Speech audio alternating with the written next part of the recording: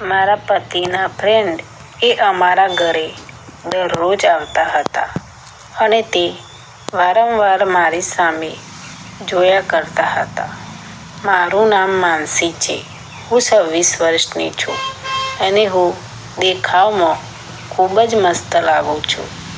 મને જોતાં જ બધાનો પોપટ પણ ઊભો થઈ જાય છે. હું એક પરિણીત છું.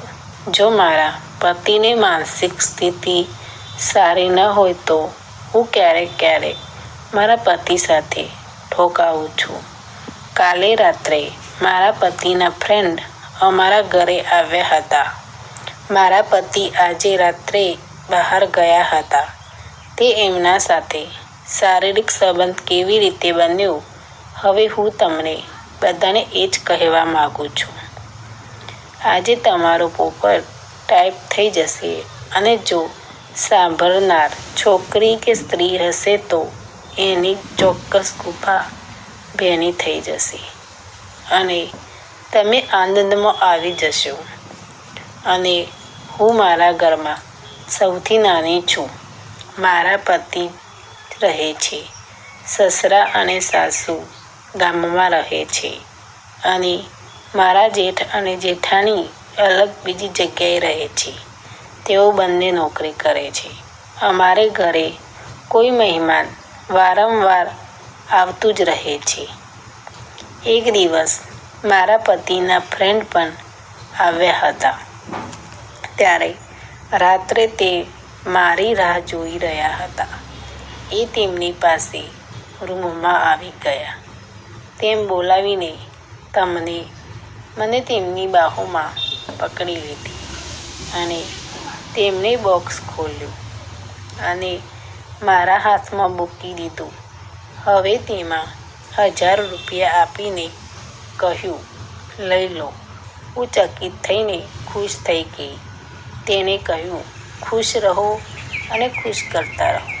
હું તમને ખુશ કરતા રહીશ. અને હસવા લાગ્યો. મને કહેવા લાગ્યો, મારો મિત્ર તને પ્રેમ કરે છે કે નહીં? મેં તને પૂછ્યું.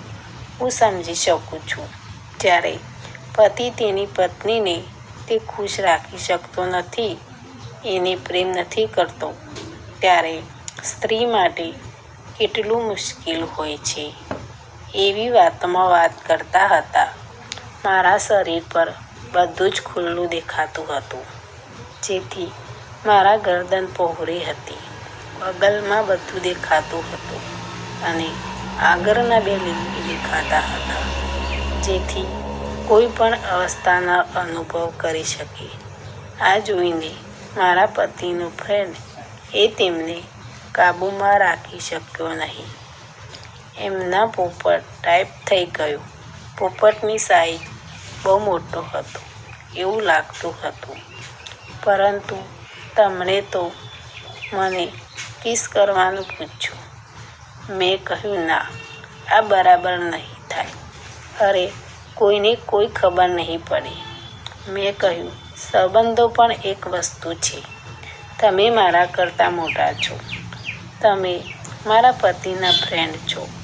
એને કહ્યું, હું તને ખુશ રાખી.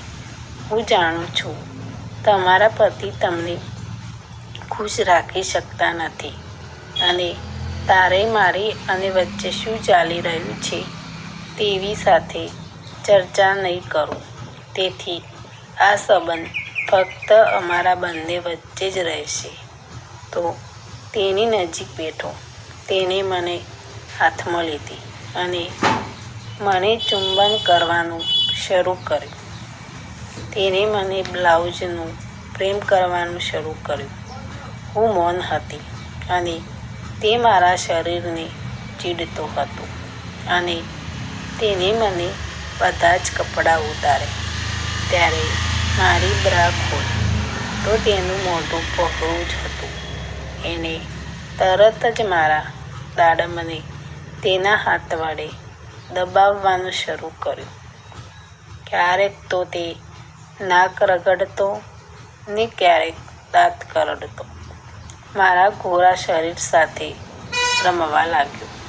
ધીમે ધીમે મને પણ નશો ચડવા લાગ્યો અને તેના હોઠ ચૂસતી વખતે તેની સાથેના વાળને સેજ કરતી વખતે તેની નીચે ગઈ. તેના પોપટને પકડીને ચૂસવા લાગી. બહુ જાડો હોવાથી દર્દ થાય છે. બાપરે!